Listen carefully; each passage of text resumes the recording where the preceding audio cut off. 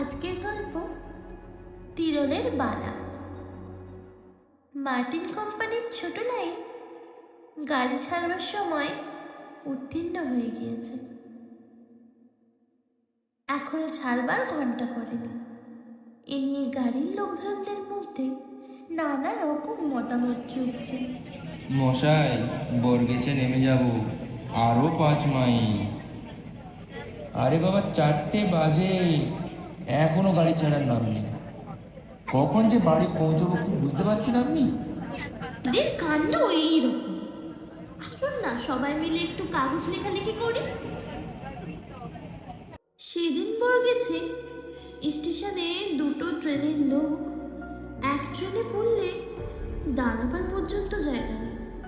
তাও কদমতলায় এলো 1 ঘন্টা লেট। এই অফিসের সময় সব গাড়িগুলোর টাইমে যায়, তারপর সব গাড়িরই একই দশা হয়ে যায়।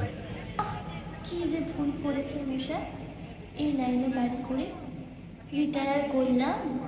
কোথায় বাড়ি করি, কোথায় বাড়ি করি? আমার শ্বশুর মশাই বললেন তার গ্রামে বাড়ি করতে। সে আবার কোথায় মশাই? এই প্রসাদপুর, যেখানে প্রসাদপুরের ঠাকুর আছে। মেয়েদের ছেলেপুলে না হলে মাদনে নিয়ে আসে। হাওড়া ময়দান থেকে 25 মাইল, বেশি না।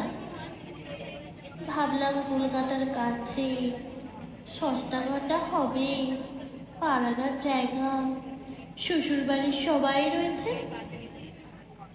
তখন কি বসে জানি 3-4 হাজার টাকা খরচ করে বাড়ি করব। দেখছি যেমনই ব্যাটারি তেমনই যাতায়াতের কষ্ট। 25 মাইল আসতে 25 খেলা খেলছে স্টুপিড গাড়িগুলো। 25 কি স্যার, 3-25-75 খেলা বলুন। আমারও পৈতৃক বাড়িটা ওই প্রসাদপুরের কাছে, নরোত্তমপুর। ডেলি প্যাসেঞ্জারি করি, কান্না পায় এক এক সময়, কি বলবো আপনাকে।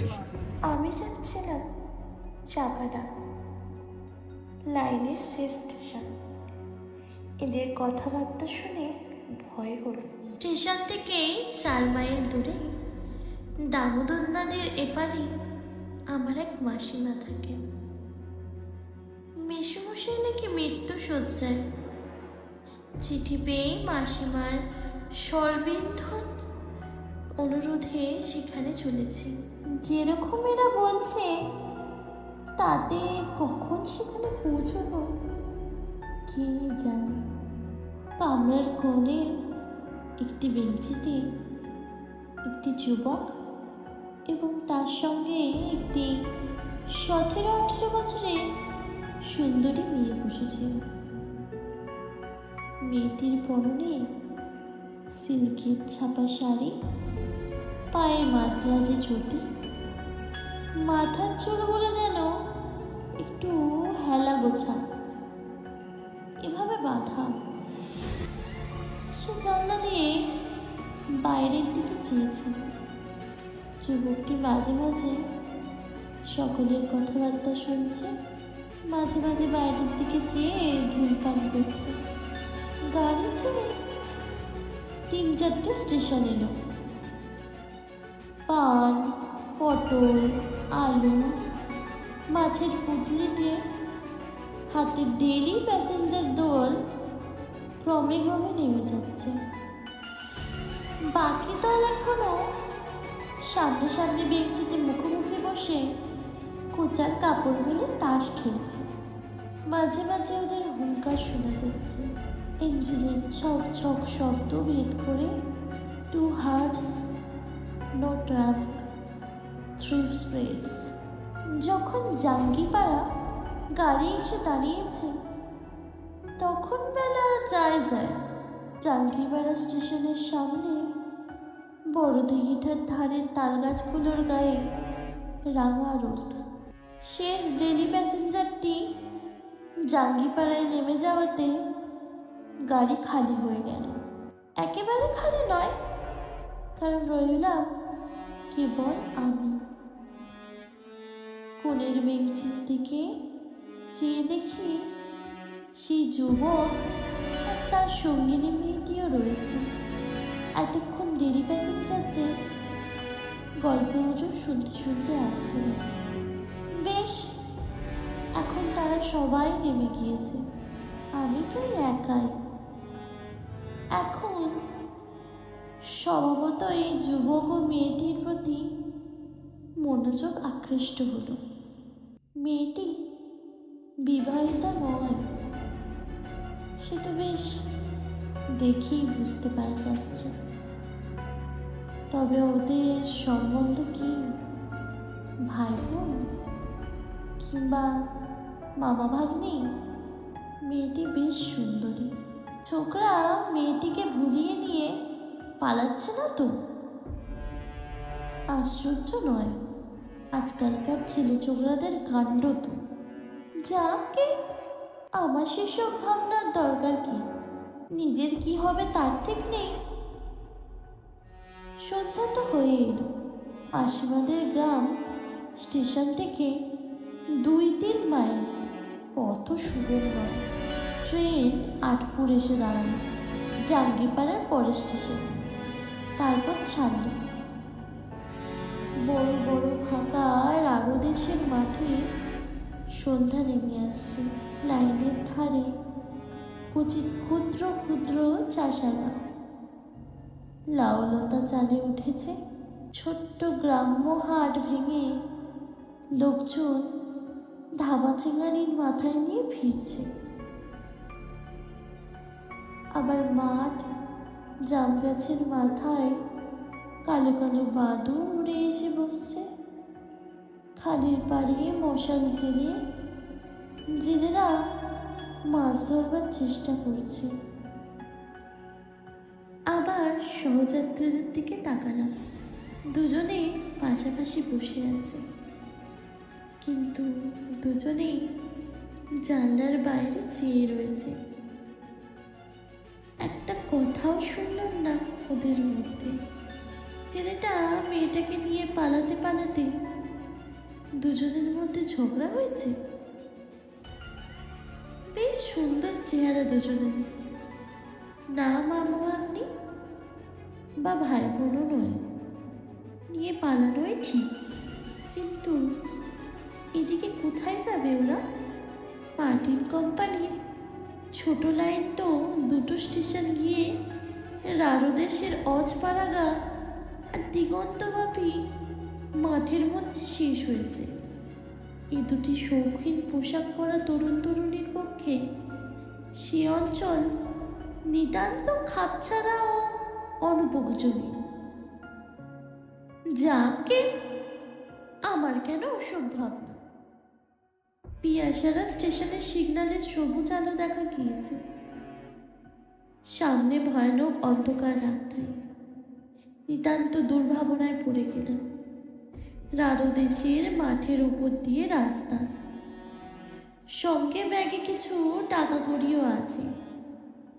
শুনেছি হুগলি জেলার এদিকে চুরি ডাকাতি নাকি অত্যন্ত বেশি।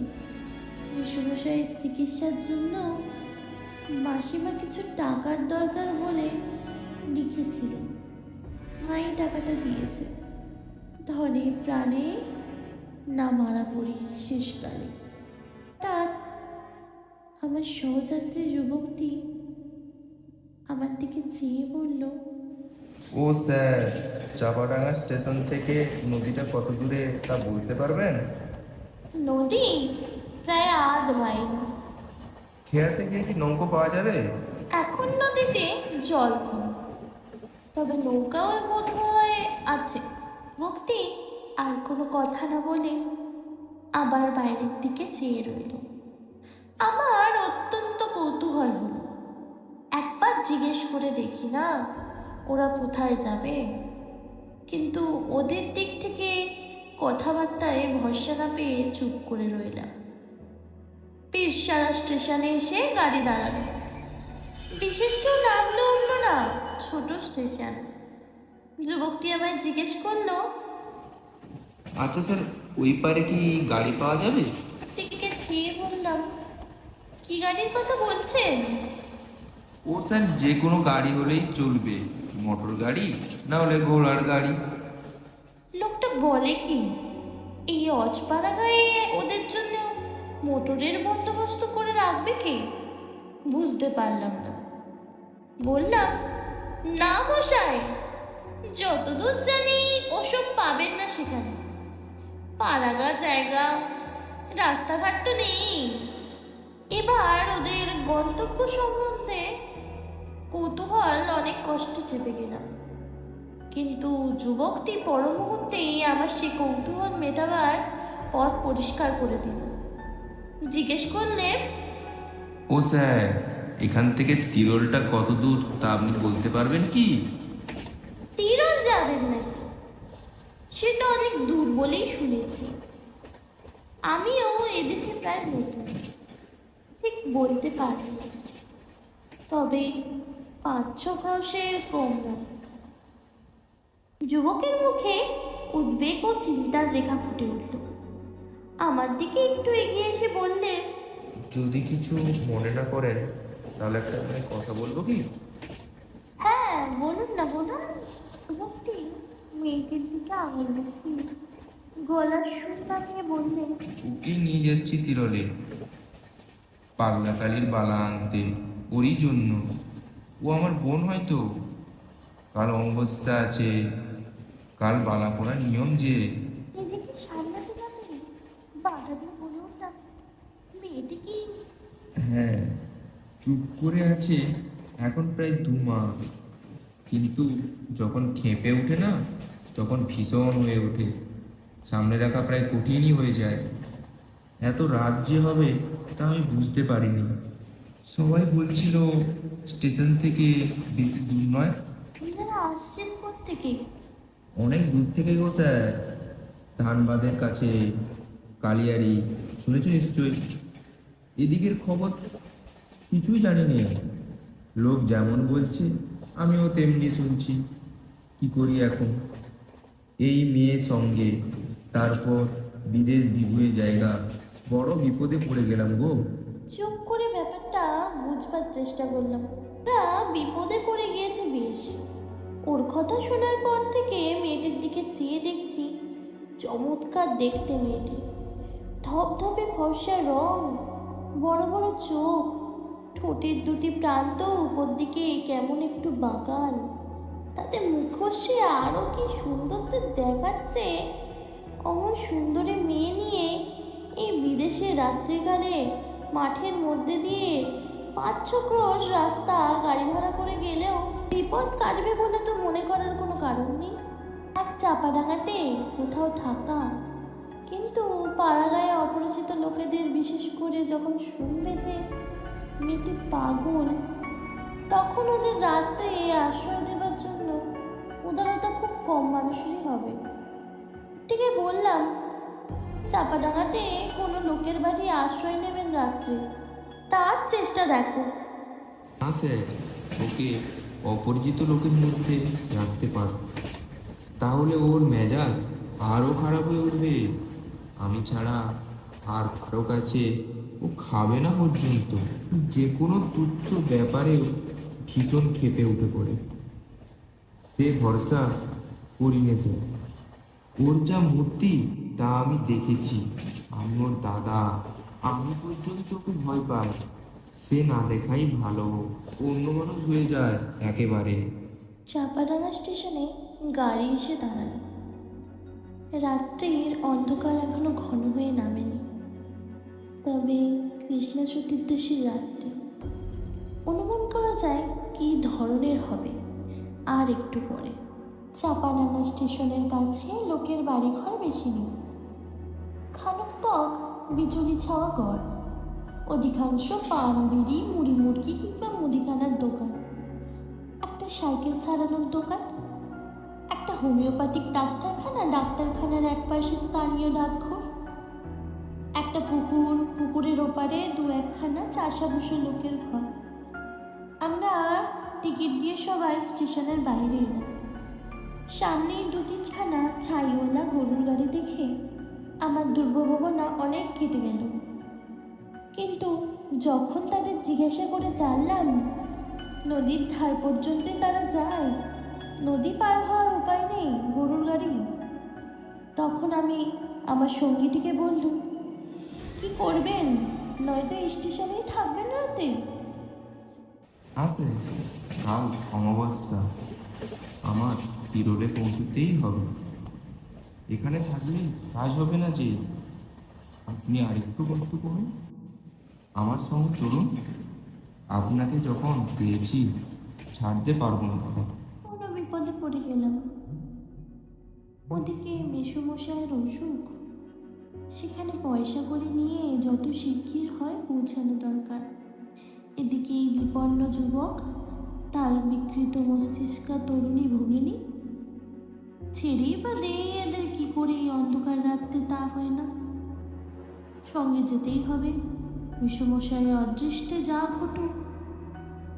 গরুর গাড়ির গাড়োয়ানেরা কিন্তু ভরসা দিল, তিরলের বাঁধা রাস্তা, নদী পেরিয়ে গাড়ি পাওয়া যায়, পালকি পাওয়া যায়, একটু খোঁজ করলেই হরদম লোক যাচ্ছে সেখানে।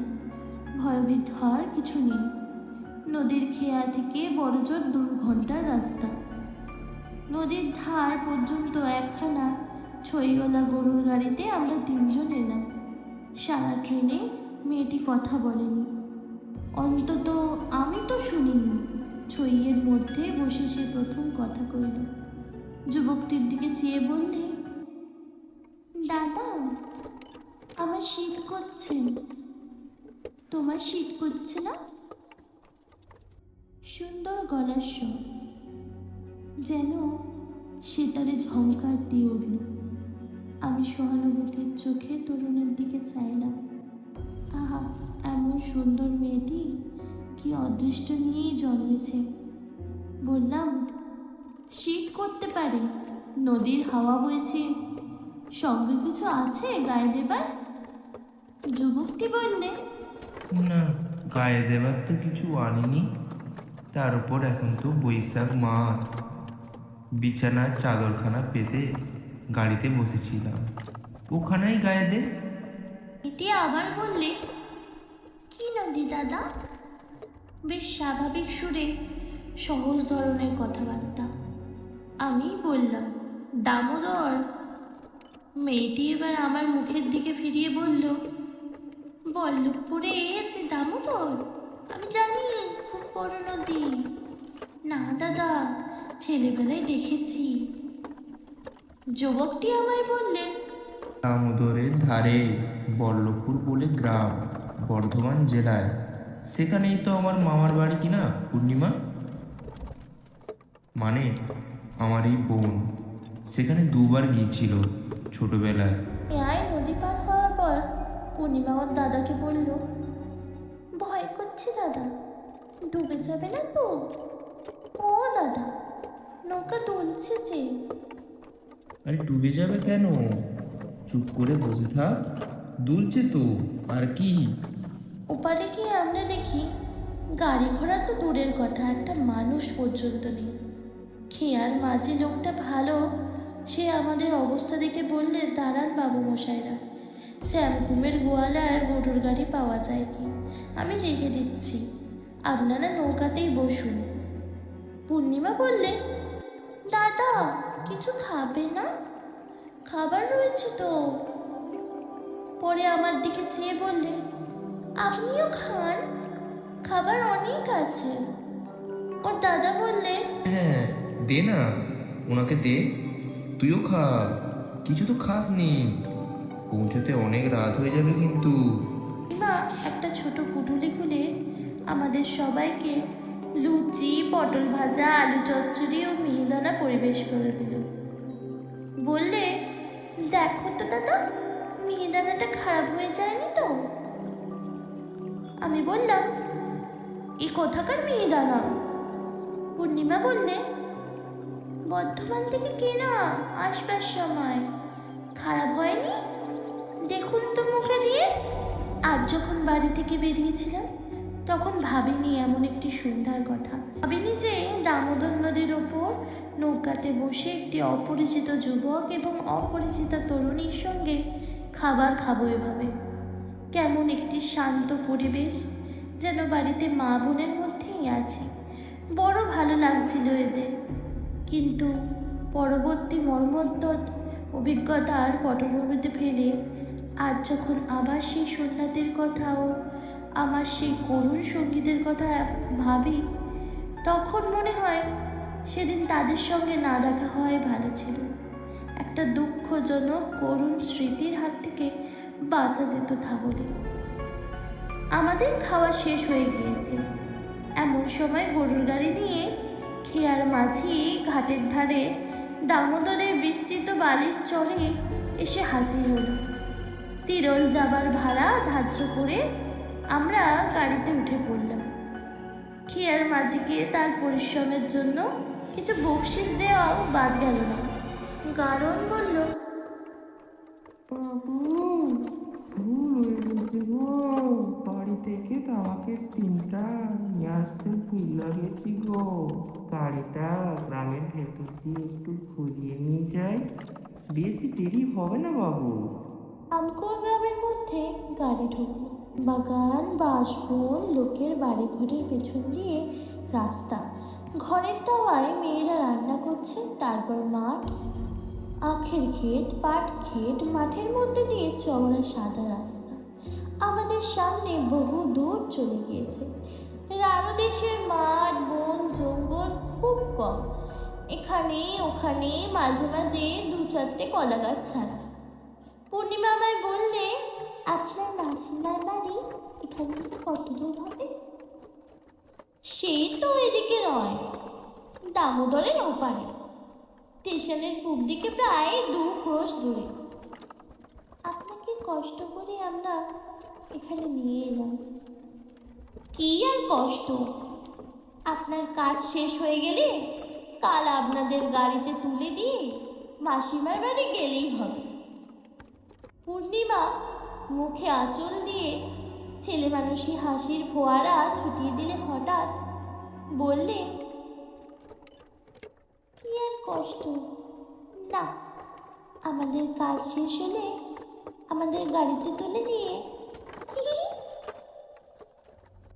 ওর হাসি, অদ্ভুত ধরনের উচ্ছ্বাস ও সৌন্দর্য আমাকে বড় মুগ্ধ করলে। এমন হাসি কোনো দিন আমি কাউকে হাসতে দেখিনি, কিন্তু সঙ্গে সঙ্গে মনে হলো এ অপ্রকৃষ্টের হাসি। স্থির মস্তিষ্ক মেয়ে হলে এ ধরনের হাসতো না, অন্তত এই অবস্থায়। হঠাৎ ওর দাদা অন্ধকারের মধ্যে আমার গা টিপলে। ব্যাপার কি?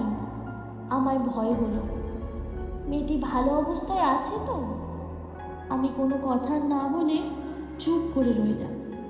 কি জানি মেয়েটির কেমন মেজাজ, কোন কথা তার মনে কিভাবে সাড়া জাগাবে, যখন জানি না তখন একদম কথা না বলাই নিরাপদ। মনে মনে ভাবলাম, এমন সুন্দর মেয়ে কি খারাপ অদৃষ্ট নিয়েই এসেছিল পৃথিবীতে, যে তার অমন সুন্দর প্রাণ ভরা হাসি তাতে মনে আনন্দ না এনে আনে ভয়।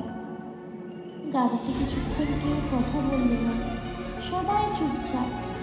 মাঠ ভেঙে গরুর গাড়ি আপন মনে চলছে।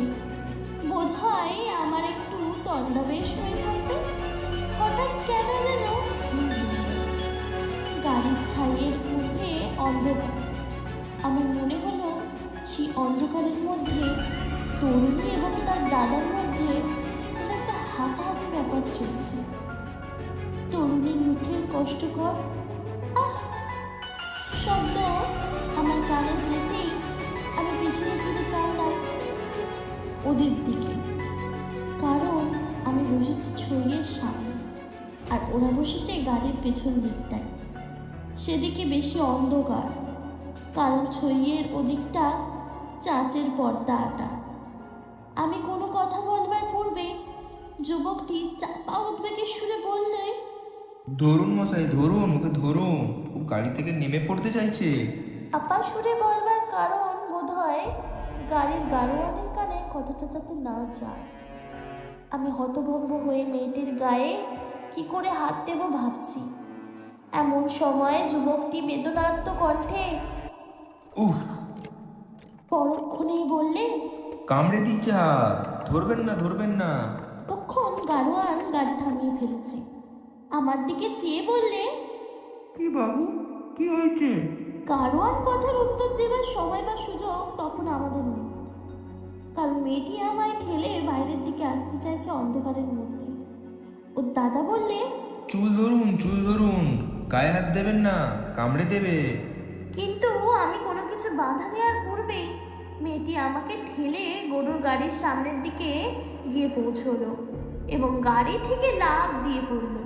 হতভম্ব গাড়োয়ান গরুর কাঁধ থেকে জোয়ার লাগাবার পূর্বেই আমি ও মেয়েটির দাদা দুজনেই গাড়ি থেকে লাফিয়ে পড়লাম। মাঠের মধ্যে অন্ধকার তত নিবিড় নয়, কিন্তু মেয়েটি কোনো পাত্তা কোনো দিকে দেখা গেল না। আমার বুদ্ধিশুদ্ধি লোপ পেয়েছে এবং বোধ হয় মেয়েটির দাদারও। এই সময়ে কিন্তু আমাদের গাড়োয়ান যথেষ্ট সাহস ও উপস্থিত বুদ্ধির পরিচয় দিয়েছিল। সে ততক্ষণে ব্যাপারটা আন্দাজ করতে পেরেছে। তিরলে যারা যায় তাদের মধ্যে কেউ না কেউ যে অপ্রতিষ্ঠিত থাকবেই, এ তথ্য তাদের অজানা নয়। আমাদের তিনজনের মধ্যে কে সেই লোক, এটাই বোধ হয় সে এতক্ষণে ঠাউর করতে পারে। গাড়োয়ান তাড়াতাড়ি বললে, ও শিগগির চলো, সামনে পাতিয়ালের খাল, দিকে অন্যজনা না যান, ঠিক করে লাইটটা ভালো করে চালুন। ওর হতভম্ব হয়ে গিয়েছি আমরা যে যুবকের পকেট টর্চ রয়েছে সে কথা দুজনের কারো মনে নেই। সবাই ছুটলাম গাড়োয়ানের পিছু পিছু। প্রায় 2 রশি আন্দাজ পথ ছুটে যাবার পরে একটা সরু খালের ধারে পৌঁছালাম। তার দুপারে নিবিড় কষার ঝাড়, তর্ম তর্ম করে ঝোপঝাড়ের আড়ালে খুঁজে চিৎকার করে ডাকাডাকি করেও কোনো সাড়া পাওয়া গেল না। সব ব্যাপারটা এত অল্প সময়ের মধ্যে ঘটে গেল যে এতক্ষণে ভেবে দেখারও অবকাশ পাওয়া যায়নি জিনিসটার গুরুত্ব কতটা, বা এদিকে কত কি ঘটতে পারে। পূর্ণিমার দাদা প্রায় কাঁদো কাঁদো সুরে বললে, আর কোন দিকে কোন চলা আছে ও গারোয়ান দাদা? না বাবু, কাছে পিঠে আর কোনো চলা নেই। খালের ধারে আপনাদের মধ্যে কেউ একজন দাঁড়িয়ে থাকুন, আমরা দুজন অন্যদিকে যাই, চলুন। আমি খালের ধারে রইলাম, কারণ যুবকটি একলা অন্ধকারে যতদূর বুঝলাম দাঁড়িয়ে থাকতে রাজি নয়। ওরা তো চলে গেল অন্যদিকে। আমার মুশকিল এই যে সঙ্গে একটা দেশলাই পর্যন্ত নেই। এই কৃষ্ণা চতুর্দশীর রাতের অন্ধকারে একা মাঠের মধ্যে কতক্ষণ দাঁড়িয়ে থাকতে হয় কি জানি। সেখানে কতক্ষণ ছিলাম জানি না, ঘন্টাখানেক বোধহয় হবে, তারও বেশি হয়তো। তারপর খালের ধার ছেড়ে মাঠের দিকে এগিয়ে এলাম। এদের ব্যাপারটা কি বুঝতে পারছি না। এমন সময় দূরে আলো দেখা গেল। গরুর গাড়ির গাড়োয়ানের গলাটা শুনলাম। বাবু, বাবু। আমার সাড়া পেয়ে ওরা আমার কাছে এলো। গাড়োয়ানের সঙ্গে কয়েকটি গ্রাম্য লোক, ওদের হাতে একটা হ্যারিকেন লণ্ঠন। ব্যস্তভাবে বললাম, কি হলো, পাওয়া গিয়েছে? যার হাতে লণ্ঠন ছিল সে লোকটা বললেন, শোনেন বাবু, বাবু আছে, তেনারা আমাদের বাড়িতে বসে। বাবু গোয়াল ঘরে গরুদের জাপ কেটে দিতে ঢুকেছি সন্ধ্যের একটু পরে। দেখি গোয়াল ঘরে এক পাশে একটি পরমা সুন্দরী স্ত্রী লোক। তখন তো আমি দেখে চমকে উঠেছি। ওর বাড়ির লোক এসে বলল, তারপর এনারা গিয়ে পড়লেন।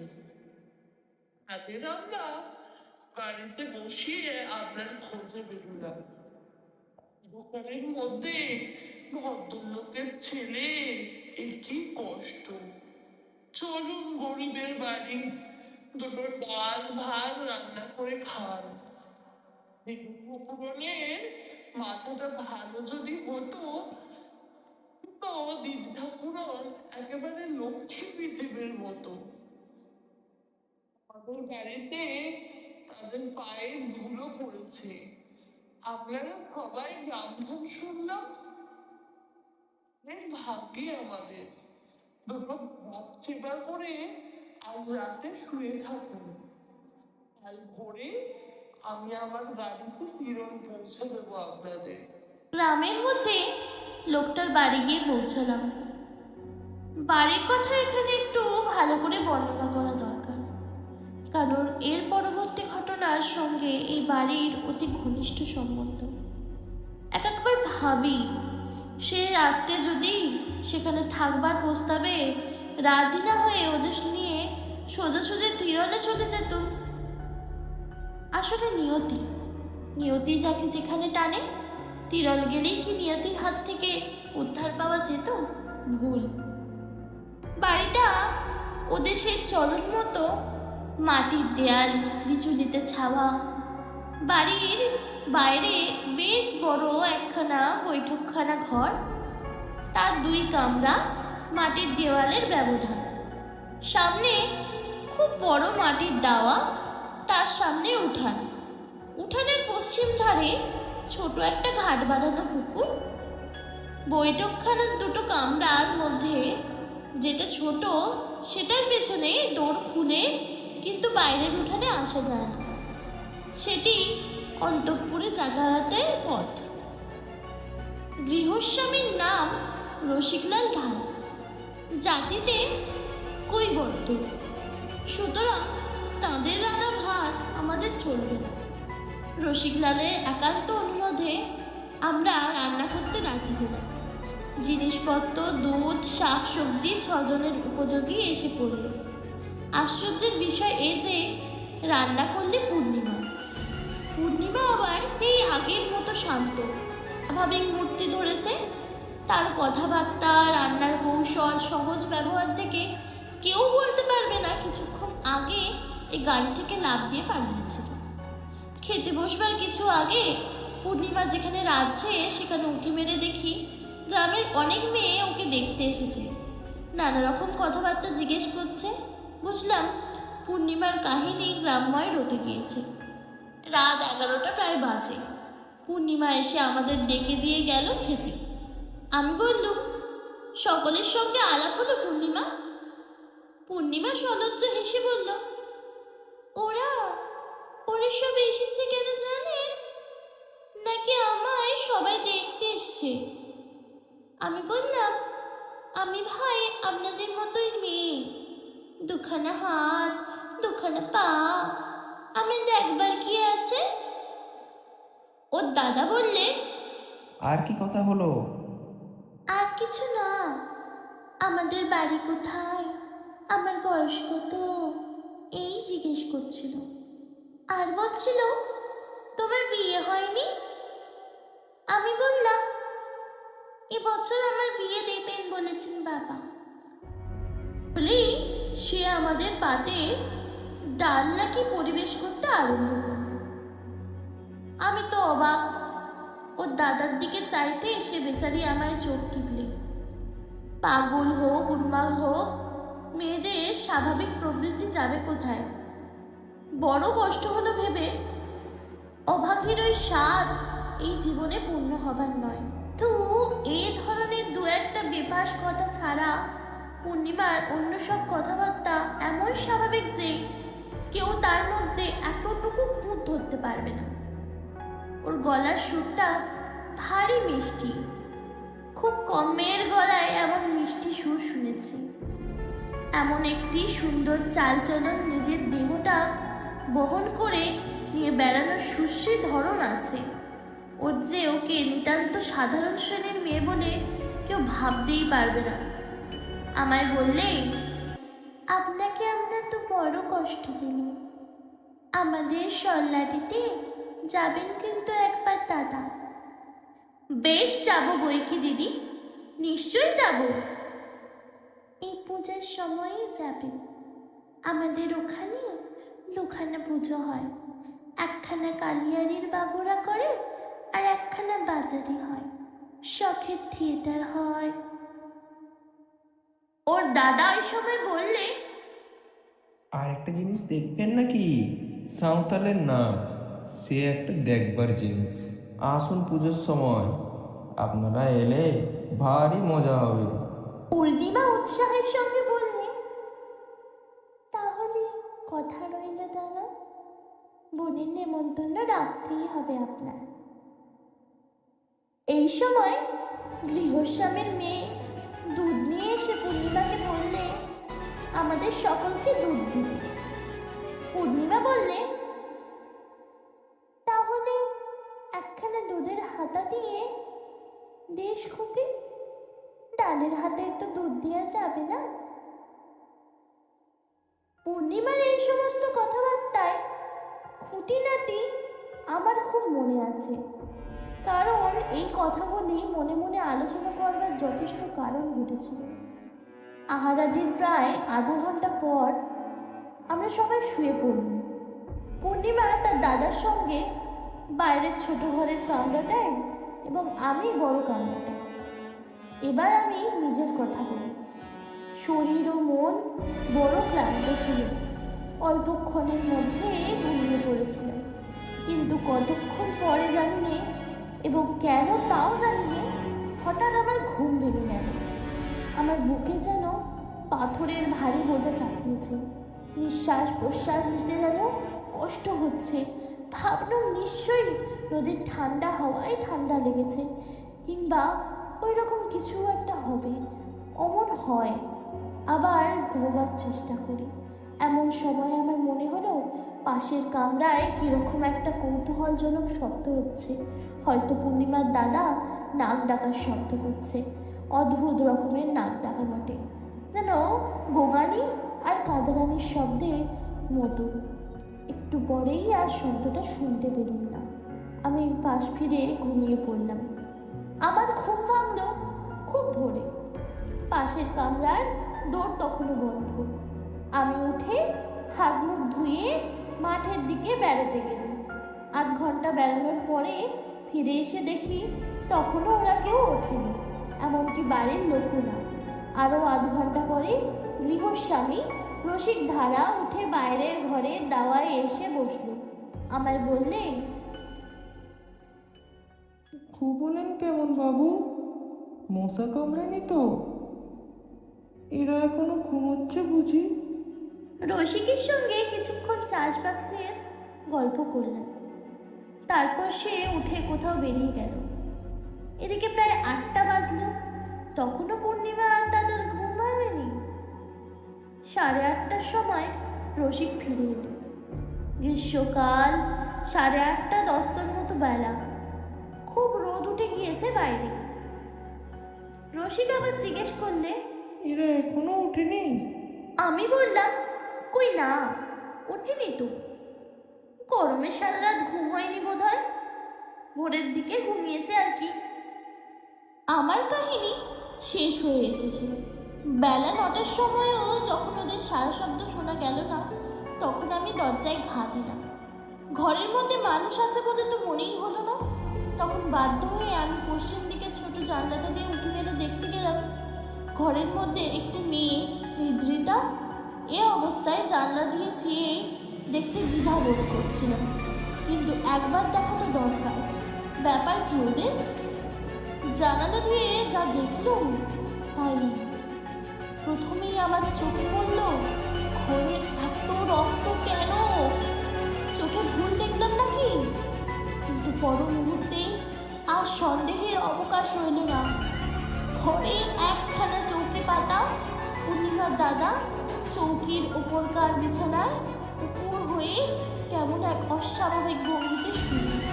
বিছানা রক্তে ভাসছে, মেঝেতে রক্ত গড়িয়ে পড়ে মেঝে ভাসছে, আর পূর্ণিমা দেয়ালের ধারে মেঝের ওপর পড়ে আছে, জীবিতা কি মৃতা বুঝতে পারলাম না।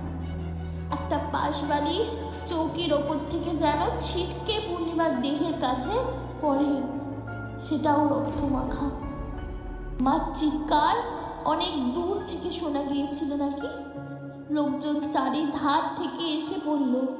আমার জ্ঞান ছিল না। মাথায় জল টল দিয়ে আমায় সকলে চাঙ্গা করে 10-15 মিনিট পরে এদিকে দরজা ভেঙে সকলে ঘরে ঢুকলো। তারা দেখলো পূর্ণিমার দাদার গলায়, কাঁধে ও হাতে সাংঘাতিক কোপের দাগ। আগের রাতে পূর্ণ কোটার জন্য একখানা বড় বটি গৃহস্থরা দিয়েছিল, সেখানে রক্ত মাখা অবস্থায় বিছানার পাশে পড়ে। পূর্ণিমার শাড়ি ব্লাউজে কিন্তু খুব বেশি রক্ত নেই, কেবল শাড়ির সামনের দিকটাতে যেন ছিটকে লাগা রক্ত খানিকটা। হতভাগিনী রাতে কোন সময় এই বিভৎস কাণ্ড ঘটিয়েছে, নিজের হাতে ভাইকে খুন করে ঘরের মেঝেতে অঘনির্দয় অভিভূতা দিব্যি শান্ত নিশ্চিন্তভাবে ঘুমোচ্ছে। আমার যখন জ্ঞান হয়ে আমি ঘরে ঢুকেছি তখনও ঘুমন্ত অবস্থায় ওকে দেখাচ্ছে কি সুন্দর, আরও ছেলে মানুষ, নিষ্পাপ সরলা বালিকার মতো। নারীর কলঙ্করী ধ্বংসমূর্তির সেই ভয়ানক প্রভাতে এক মুহূর্তে আমার চোখের সামনে যেন ঘটে গেল। পলকে যে প্রলয় ঘটায়, এক হাতে দেয় প্রেম, অন্য হাতে আনে মৃত্যু। এক হাতে যার খড়গ, অন্য হাতে বড়া ভয়। অতঃপর যা ঘটবার তাই ঘটল। পাড়ার লোক, গ্রামের লোক ভেঙে পড়ল। পুলিশ এলো। আমি মেয়েটির অবস্থা সম্বন্ধে যা জানি খুলে বললাম। তাদের জেরার প্রশ্নোত্তর দিতে দিতেই আমার মনে হলো হয়তো আমি পূর্ণিমার দাদাকে খুন করে থাকবো। ঘুমন্ত মেয়েটির পাশ থেকে ওর দাদার মৃতদেহ সরানোর ব্যবস্থা আমি করে দিলাম। মৃতের সকল চিহ্ন, রক্তাক্ত বস্ত্র, বটি, বিছানা, উন্মত্ততার ঘুম সহজে ভাঙেনি। তাই বক্ষে দুপুর পর্যন্ত পূর্ণিমা নিরুদ্বেগে ঘুমোলো।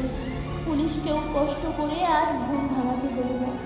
আমি ওর পাশে দাঁড়ালুম এই ঘোর অন্ধকার রাত্রে। অসহায় উন্মাদিনী আর কে ছিল সেখানে? যদিও ওর অবস্থা দেখে চোখের জল পড়েনি এমন লোক সে অঞ্চলে ছিল না। কি মেয়ে, কি পুরুষ, এমনকি থানার মুসলমান দারোগা বাবু পর্যন্ত। শৈলাদি কালিয়ারিতে টেলিগ্রাম করা হলো। ওর বাবা এলেন, তার সঙ্গে এলেন তার 3টি বন্ধু। ওর মুখে প্রথম শুনলেন পূর্ণিমা বিবাহিতা। পাগল বলে স্বামী নেয় না। সে কখনো জানে সে অবিবাহিতা, আবার কখনো ভুলে যায়। পূর্ণিমার মা নেই, তাও এই প্রথম শুনলাম। ভদ্র বংশের ব্যাপার, এ নিয়ে খুব গোলমাল যাতে না হয় শুরু থেকেই তার ব্যবস্থা করা হলো। খবরের কাগজে ঘটনাটি উঠেছিল, কিন্তু একটু অন্যভাবে। কয়েকটি প্রভাবশালী লোকের সহানুভূতি লাভ করার দরুন ব্যাপারের জটিলতার হাত থেকে আমরা অপেক্ষাকৃত সহজেই রেহাই পেলাম। পূর্ণিমাকে রাঁচি উন্মাদ আশ্রমে দেওয়ার ব্যবস্থা করা হলো। ওর বাবাও দেখলুম ওকে আর বাড়িতে নিয়ে যেতে রাজি নয়। শ্রীরামপুর কোর্টের প্রাঙ্গণ থেকে ওকে মোটরে সাহজা আনানো হলো হাওড়া। হাওড়া থেকে রাঁচি এক্সপ্রেসে যখন ওঠানো হচ্ছে তখন এক গাল হেসে ও আমার দিকে চেয়ে বললে, আমাদের শয়লাদিতে আসবেন কিন্তু একদিন, মনে থাকবে তো? ওর বাবাকে বললে, দাদা কোথায় বাবা? দাদাকে দেখছি। দাদার কাছে কানের দুটো খোলা রয়েছে, কান বড্ড নাড়া নাড়া দেখাচ্ছে। এসব কয়েক বছর আগেকার কথা। অনেকেই বুঝতে পারবেন আমি কোন ঘটনার কথা বলছি। মানুষ সরে যায়, স্মৃতি থাকে। জীবনের উপর কত চিতার ছাল ছড়ান, সেই ছাইয়ের সূক্ষ্ম স্তরে বহু প্রিয় পরিচিত জনের পদচিহ্ন আঁকা। এই শ্যামলা পৃথিবী, রৌদ্রল্য, পরিবর্তনশীল ঋতুচক্রের আনন্দ থেকে নির্বাসিতা সে হতভাগিনীর কথা মাঝে মাঝে যখন মনে পড়ে তখন ভাবি সে নেই। এতদিনে সুদূর রাঁচির উন্মাদ আশ্রমে তার অভিশপ্ত জীবনের অবসান হয়ে গেছে। ভগবান আর ওকে কতকাল কষ্ট দেবেন বলা বাহুল্য। এ কাহিনীর মধ্যে আমি সব কাল্পনিক নামধাম ব্যবহার করেছি, কারণ সহজে